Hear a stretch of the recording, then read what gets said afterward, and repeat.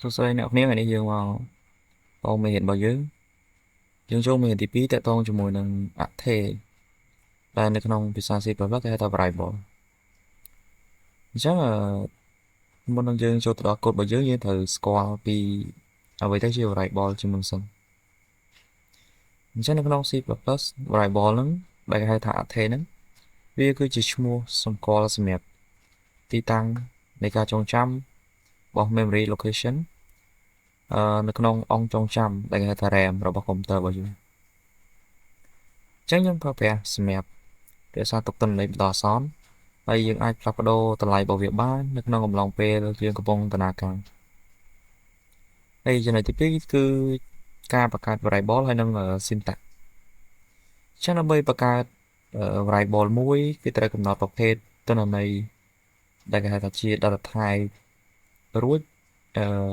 តាមដោយឈ្មោះរបស់អថេអញ្ចឹងដែលគេហៅថា variable name ហ្នឹងអញ្ចឹងនេះគឺជា syntax របស់វាដំបូងមកគឺយើងត្រូវបង្កើតនៅ data type ជាមុនសិនអញ្ចឹង data type ហ្នឹង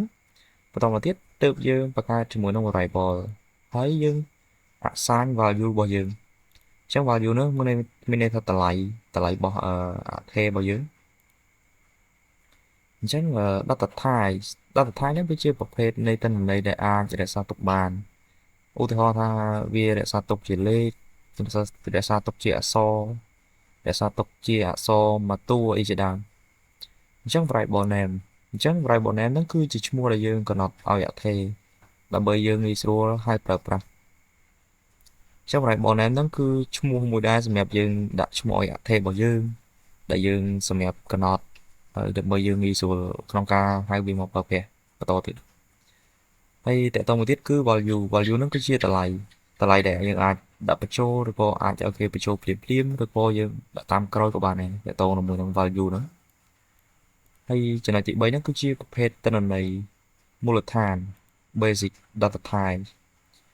អញ្ចឹងdata type របស់យើងវាមានប្រភេទតាមប្រភេទរបស់វាជាច្រើនអញ្ចឹងសម្រាប់រក្សាទុកទិន្នន័យអញ្ចឹង data type ហ្នឹងវាគឺជាឈ្មោះមួយសម្រាប់ថាទិន្នន័យរបស់យើងហ្នឹង data type ឈ្មោះនេះសម្រាប់រក្សាទុកជាអី data type ឈ្មោះនេះសម្រាប់រក្សាទុកជាអីអញ្ចឹងតើតើជាមួយកូដហ្នឹងវាមិនមែនចេះតែយើងអាចសរសេរបានហើយរក្សាទុកជាតម្លៃផ្សេងបានទេអញ្ចឹងវាមានតាមប្រភេទនៃ data type របស់វាជាប្រភេទតាមប្រភេទនៃលេខតាមប្រភេទជាអក្សរតាមប្រភេទជាលេខមួយខ្ទង់ឬក៏អក្សរមួយខ្ទង់អីជាដើមអញ្ចឹង data type នឹងមានអីខ្លះអញ្ចឹងយើងមកអាននៅឧទាហរណ៍ក៏ដូចជាអាននៅនិយមន័យដែលគេឲ្យហ្នឹងមកអញ្ចឹងអានេះគឺជាប្រភេទនៃ data type របស់យើងហើយនេះគឺវាសម្រាប់រក្សាទុកអញ្ចឹងឧទាហរណ៍ថាពាក្យថា data type នៃពាក្យនៃ in អញ្ចឹង in ហ្នឹងគឺវាសម្រាប់ store ទុកលេខដែលមានចំនួនគត់អញ្ចឹងគឺ in ហ្នឹងមានន័យថា integer ហ្នឹងហើយសម្រាប់ store ទុកលេខចំនួនគត់ដែលអត់មានក្បៀសដូចថាវា store ទុកលេខ10លេខ20លេខ30លេខ40អញ្ចឹងឲ្យតែលេខដែលអត់មានក្បៀសគឺគេហៅថា in អញ្ចឹងយើងចងចាំទៅ data type នៃ in គឺវា store ទុកលេខដែលអត់មានក្បៀសគឺលេខចំនួនគត់ហើយមួយទៀតគឺ double អញ្ចឹង double ហ្នឹងវាមានក្បៀសអញ្ចឹងមានថា double ហ្នឹងក៏វា store ទុកជាលេខដែរក៏ប៉ុន្តែវា store ទុកជាលេខមានក្បៀសដែលគេហៅថាជាលេខទស្សភាគអញ្ចឹង double ហ្នឹងវាមានលេខមានក្បៀសហើយវាមានទំហំធំដូចជានេះឧទាហរណ៍នេះដូចជា 10.5 ឬក៏ 10.20 10.30 10.40 រហូតចឹងទៅអញ្ចឹងឲ្យតែលេខដែលមានក្បៀសគឺគេហៅថា double អញ្ចឹងយើងចាំតែប៉ុណ្្នឹងទៅហើយមួយទៀតគឺឆានេះដែរគឺសម្រាប់រក្សាទុកក៏ដូចជា store ទុកនៃទិន្នន័យជាប្រភេទអក្សរតែមួយតួដែលគេហៅថា single character អញ្ចឹង data type របស់ឆានេះគឺវា store ទុកទិន្នន័យតែមួយតួអក្សរប៉ុណ្ណោះអញ្ចឹងអត់អាចលើស2តួបានអញ្ចឹងឲ្យតែជា data type នៃឆាគឺវា store ទុកទិន្នន័យតែមួយតួគត់ហើយយើងត្រូវទៅសេអក្សរតែមួយតួហ្នឹងនៅក្នុងសញ្ញា single quote នេះយើងមកឧទាហរណ៍គេបានគឺសញ្ញា single quote chẳng vì store tục tên này tại một tua vào nó chẳng ô tô hóa bị chia cha ấy cái ao chung grade chẳng cứ vì smart nó số e chẳng vì store tục này tầm lại bảo vệ nó e nó cứ chia tầm lại chẳng vì store tục tại một tua thì chẳng grade nó cứ vì miền tầm lại smart nó số một tua hay mới tiết cứ string string ហ្នឹងគឺជាប្រភេទលទ្ធដ្ឋាយមួយសម្រាប់ដែលគេយកទៅប្រើប្រាស់ក៏ដូចជាប្រើសម្រាប់សរសេរអក្សរសរសេរល្បះក៏ដូចជាសម្រាប់យើងសរសេរឈ្មោះសរសេរអីចឹងហើយ string នេះវាគឺជា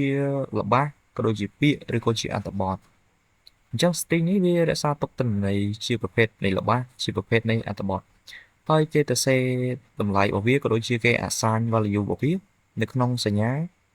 double quote អញ្ចឹងវាខុសពីឆាវាខុសពីឆាត្រង់ថាstring នេះវា store ទុកទិន្នន័យនៅក្នុងសញ្ញា double quote ហើយវាអាចផ្ទុកបានច្រើនអក្សរវាអាចផ្ទុកបានតែមួយអក្សរដូចជាឆាបានទេអញ្ចឹង string នេះវាត្រូវទៅសេនៅក្នុងសញ្ញា double quote ហើយវាអាចផ្ទុកទិន្នន័យបានច្រើនតួអក្សរតាមដែលយើងទៅសេអញ្ចឹងវាខុសពីឆាត្រង់ហ្នឹងហើយតើតោងមួយទៀតគឺ bool ហ្នឹងមកពីពាក្យថា boolean អញ្ចឹង boolean ហ្នឹងវា store ទុកទិន្នន័យតែគេហៅថា store ទុកតម្លៃចំនួន2គឺទី1គឺតម្លៃពិតហើយមួយទៀតគឺតម្លៃមិនពិតដែល true ហើយនិង false អញ្ចឹង true ពិតគឺ false ហ្នឹងគឺមិនពិតអញ្ចឹង bool នេះវាមានន័យថាវាមកពីពាក្យថា boolean អញ្ចឹងវា store ទុកតម្លៃចំនួន2ដូចជាចំនួនពិតវាស្មើនឹងលេខ1ហើយចំនួនហើយលេខ0ហ្នឹងគឺស្មើនឹងពាក្យថា false ដែលវាគឺជាចំនួនមិនពិតចានេះវាជាភេទនៃតក្កវិទ្យាហើយនឹងមានមួយទៀតដែលនៅក្នុងនេះគេមានបង្ហាញគឺមានពាក្យថា float ហ្នឹងគឺវាសម្រាប់ store ទុកលេខដែលមានក្បៀរដែរវាដូចទៅនឹង double ដែរតែគាត់ថា float ហ្នឹងវា store ទុកទិន្នន័យដែលមានលេខក្បៀរហ្នឹងវាមានទំហំតូចជាង double អញ្ចឹងយើងចាំតែប៉ុណ្្នេះទៅចាំចេះប្រភេទ data type របស់វាទៅអញ្ចឹងវាខ្លីៗទេតកតងមួយ data type ហ្នឹងអញ្ចឹងយើងចាំថាពាក្យថា in មក in ហ្នឹងគឺជាប្រភេទ data type ដែលវា store ទុកទិន្នន័យជាលេខចំនួនគត់ហើយ double ហ្នឹងគឺវាជាប្រភេទ data type ដែល store ទុកចំនួនលេខដែលមានក្បៀរហើយឆាហ្នឹងគឺជាប្រភេទ data type ដែលគេ store ទុកចំនួនតែមួយតួអក្សរហើយ string ហ្នឹងគឺជាប្រភេទ data type ដែលគេstore ទុកទិន្នន័យបានជាពាក្យគឺជាអត្ថបទហើយ boolean នេះគឺវាជាប្រភេទ data type ដែល store ទុកទិន្នន័យដែលមានតម្លៃចំនួន2គឺចំនួនពិតហើយនិងចំនួនមិនពិតអញ្ចឹងយើងចាំតែប៉ុណ្្នឹងទៅដែលគេហៅថាជា data type របស់វាហ្នឹងគឺវាអស់ហើយមានតែប៉ុណ្្នឹងទេទៅមួយ data type របស់ C++ គឺវាមានតិចទេហើយយើងស្រួលចងចាំទៀតប៉ុណ្្នឹងយើងចាំម្ដងតិចទៅគឺវាអីទេអញ្ចឹងគាត់ណាពេលខ្លះកូដយើងដឹងហើយថាគេដាក់ in មកយើងអាចសរសេរជាលេខអីបានគេដាក់ double មកវាសរសេរជាអីហើយគេដាក់ឆាមកយើងសរសេរជាអីអញ្ចឹងយើងចាំតែប៉ុណ្្នេះគឺយើងអាចសរសេរកូដបាត់របស់យើងបានហើយអញ្ចឹងយើងដឹងហើយថា in ហ្នឹងវា store ទុកទិន្នន័យជាលេខដែលអត់មានក្បៀរអញ្ចឹងគេអាចសរសេរមកនេះឧទាហរណ៍មក in x អញ្ចឹងស្មើ20អញ្ចឹងគឺវាត្រូវតែថា in ហ្នឹងវាជាប្រភេទដែល data type ដែលវា store ទុកទិន្នន័យដែលលេខអត់មានក្បៀរអញ្ចឹងយើងចាំតែប៉ុណ្្នឹងយើងអាចសរសេរកូដបានហើយអញ្ចឹងអានេះគឺជាប្រភេទ data type ដែលយើងត្រូវចងចាំអញ្ចឹងយើងចូលទៅក្នុងកម្មវិធីសរសេរកូដរបស់យើងមកទៅហើយឥឡូវយើងចូលក្នុងកម្មវិធី Del C++ របស់យើងមកអញ្ចឹងយើងដំបូងយើង control បូកនឹងអក្សរ n មកហើយយើងសរសេរ syntax ភាសា C++ មកអញ្ចឹង syntax របស់វាគឺ include iostream តមកទៀតគឺ using namespace ហើយ std អញ្ចឹងយើងក៏ពេចបិទសញ្ញាសេមីកូឡុនផងហើយទៅយើងសេ in main return so អូខេអញ្ចឹងនេះជា syntax របស់ C++ ដែលយើងត្រូវចងចាំអញ្ចឹងយើងទៅសេ syntax របស់វាហើយអញ្ចឹងយើងចូលដល់មេរៀនរបស់យើងអញ្ចឹង dương ban hiện mình cứ tẹo tao cho mùi nâng ca create này variable bao giờ chắc ô tô trong trong việc print lấy tranh màu chắc dân thời data type bảo bí dân thời tự sẽ chỉ ít tại sao vì chưa có phép để lấy chân một cột chắc variable bí đã mua thành làm ở dân nó ở dân ơi lấy rồi cho nên chắc chỉ đang người ta in nắng cứ bia sửa map store tục tuần này có đôi chia tờ lại bởi cứ chia lấy chân một cột bia ở tại store chia chân một tốt biệt đấy chắc là lấy trong cho bia print lấy rồi nên tranh màu dân thời thường mấy cái phần si ao bao giờ tới tại sao là thì cho việc print lên mà đôi nên tranh màu giống như si ăn hết với hai variable bao giờ nó cứ nằm bờ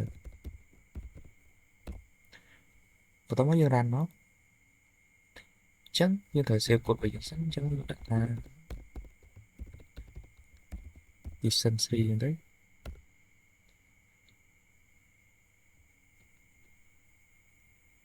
ok chắc tranh nói cứ lên rồi chắc là dương nhưng trong là việc print chỉ mua một tuyệt tranh màu chắc như đang ngay ta sẽ map dương tờ xe mua cứ dương phở data type chia string cái tờ xe máu string hay như nè máu chắc dương là sai lại ở việc như đã mua thằng sọc dương nữa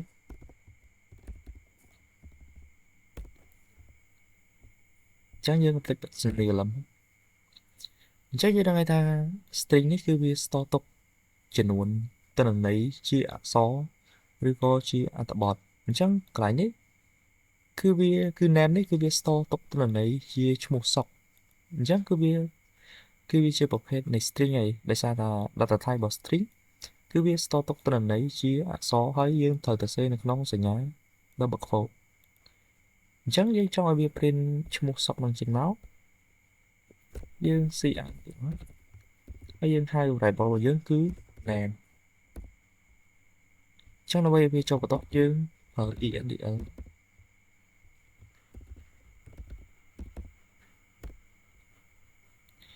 អញ្ចឹងនៅពេលដែលយើង run មកវានឹងចេញលេខ100ហើយនឹងឈ្មោះខាងសក់នឹងចេញមក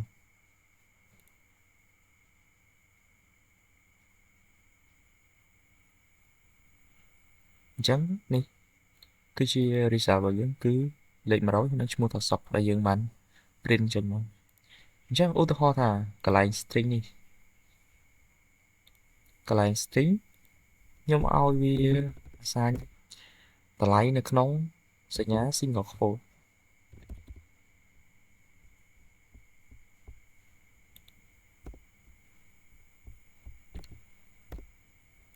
អញ្ចឹងឥឡូវខ្ញុំបដូរឲ្យវា string ហ្នឹងវាអាសាញតម្លៃនៅក្នុងសញ្ញា single quote វិញអញ្ចឹងကျွန်တော်ថា code ហ្នឹងវា run អត់អញ្ចឹងឥឡូវយើង run code របស់យើងអញ្ចឹងគឺវាអត់ដើរទេគឺវា error ដោយសារអីដោយសារ string នេះគឺយើងត្រូវតែសេនៅក្នុងសញ្ញា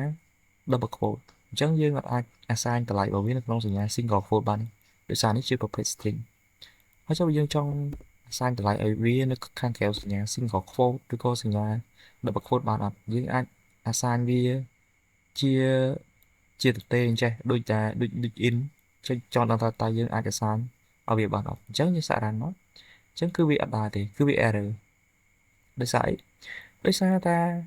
គោលការណ៍របស់វាគឺ string ហ្នឹងយើងត្រូវទៅសេនៅក្នុងសញ្ញា double quote ទើបវាដើរ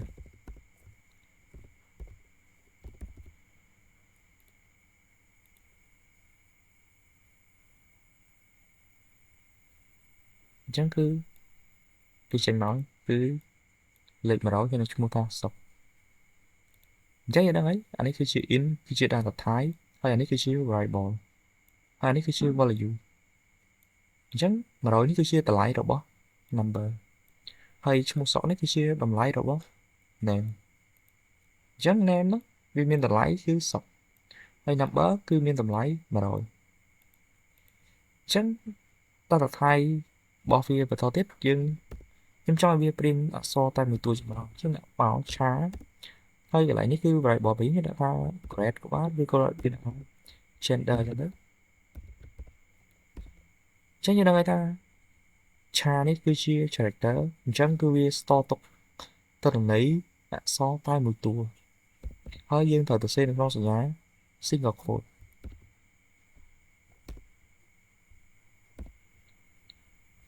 អញ្ចឹង gender នេះគឺវាមានតម្លៃស្មើនឹងអក្សរ m អញ្ចឹងដើម្បីយើងព្រីវាជាមកយើងហៅវាដូចនេះមកយើង ci នេះយើងហៅ gender ដូចនេះដោយសារ gender ហ្នឹងវាមានតម្លៃគឺអក្សរ m អញ្ចឹងដើម្បីបង្ហាញតម្លៃហ្នឹងគឺយើងត្រូវហៅ variable របស់វា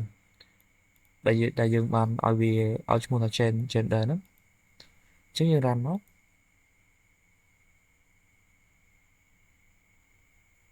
អូខេនេះវាចេញមកគឺ100ឈ្មោះសុកហើយនឹងអក្សរ m ដែលជា gender អញ្ចឹងឧទាហរណ៍ថានៅក្នុងកន្លែងឆានេះខ្ញុំឲ្យវាអក្សរ2តួអញ្ចឹងអក្សរ m ផងហើយនិងអក្សរ s ផងចង់តែកូដយើងវាដើរអញ្ចឹងកូដយើងវាដើរក៏ប៉ុន្តែគឺវាចេញអក្សរតែមួយតួប៉ុណ្ណោះគឺចេញអក្សរចុងក្រោយដោយសារអីដោយសារតែឆានេះយើងដឹងហើយជាប្រភេទ character ហើយឆានេះគឺវា store ទុកទិន្នន័យតែមួយតួប៉ុណ្ណោះអញ្ចឹងវាអាច store ពីរតួបានទេបើយើងដាក់ពីរតួគឺវាចេញមកតែមួយតួទេអញ្ចឹងគឺវាបាត់មួយតួអញ្ចឹងនៅក្នុងឆានេះគឺយើងត្រូវ store ទុកទិន្នន័យតែមួយតួប៉ុណ្ណោះយើងអាចដាក់ពីរតួបានអញ្ចឹងគឺកូដរបស់យើងគឺវាដើរហើយប៉ុណ្ណឹងអូខេអញ្ចឹងខ្ញុំចង់ឲ្យវាបង្ហាញជាចំនួនពិតហើយនិងចំនួនអត់ពិតវិញអញ្ចឹងយើងដឹងហើយថាដើម្បីឲ្យវាបង្ហាញចំនួនពិតនិងក៏ចំនួនអត់ពិតអញ្ចឹងកន្លែង data type ហ្នឹងគឺយើងត្រូវប្រើ boolean អញ្ចឹងយើងទៅសេ bool មកហើយយើងដាក់ថា n ស្មើ true ហើយយើងចង់ឲ្យវាបង្ហាញនេះគឺ bool នៃ x ស្មើនឹង well false អញ្ចឹងចង់ដឹងថាតើ n នេះគឺវាចេញអីហើយ x នេះគឺវាចេញលេខអក្សរអីអញ្ចឹងយើងដឹងហើយថា true គឺវាស្មើនឹងលេខ1ដែលវាគឺជាចំនួនពិតហើយ false នេះគឺជាលេខ0ដែលវាគឺជាចំនួនអត់ពិតអញ្ចឹងដើម្បីកាន់តែច្បាស់យើងទៅសេមកនេះmìnhបានទៅសេហើយมันគឺ ci ហើយយើងហៅ n ដូចគ្នាមកហើយយើងហៅ x ដូចគ្នាមកអញ្ចឹងនៅពេលដែលយើង run មក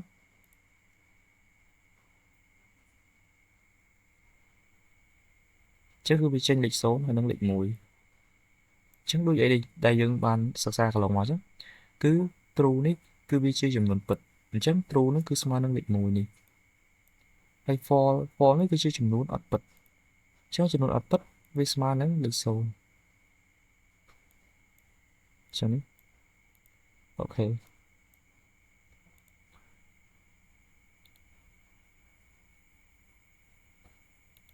អញ្ចឹងនៅក្នុងមេរៀនបរិបទនេះគឺមានតែប៉ុណ្្នឹងយើងចាំតមួយគ្នាទៅមេរៀនបន្តទៀតតាក់ទងជាមួយនឹងការ assign តម្លៃក៏ដូចជាការបញ្ចូលតម្លៃពី keyboard ទៅឲ្យvariable របស់យើង